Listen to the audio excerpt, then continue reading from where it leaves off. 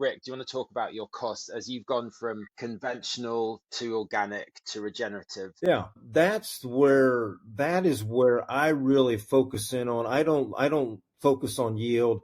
I don't focus on, this is not a yield game. This is a profitability game. This is a return on investment game. So when you look at where we've come from, we have reduced diesel fuel by almost 60% on this farm.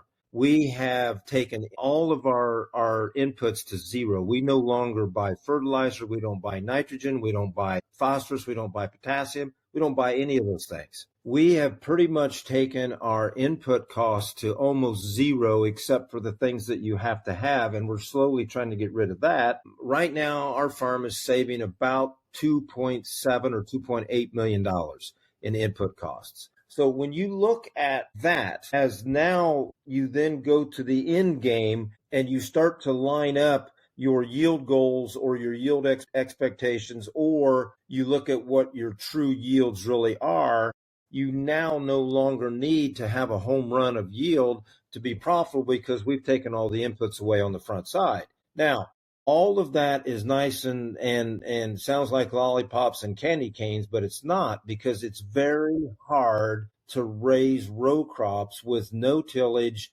no chemistry, no anything. So we have to be very careful here, Richard, about how we present this message. If we want to move the masses, if we want to move the farming community masses, is it going to be a system that looks like ours? Probably not. Not today. But it's going to be a blend of some kind of a system that is heading toward the total reduction of inputs. Now, I don't see anything wrong with the farm that has done no reductions to then move to a goal of 50% reduction. That's huge. That is a victory, in my opinion. So we got to sometimes be careful that we don't look at this just as black and white. And if we don't get everyone to go 100% no inputs, it's not going to be successful. I don't look at it that way.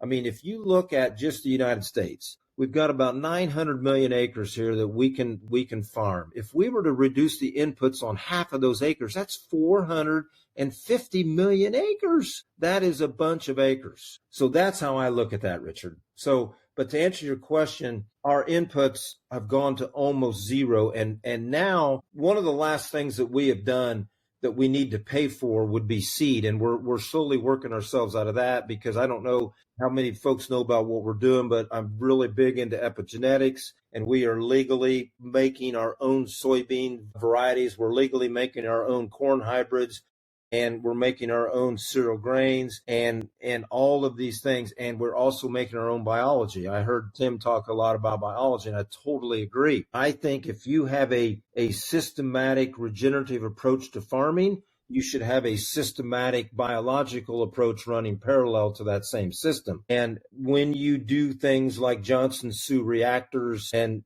make your own biology, we are becoming totally self-sufficient. And I think that's where this whole industry could head toward.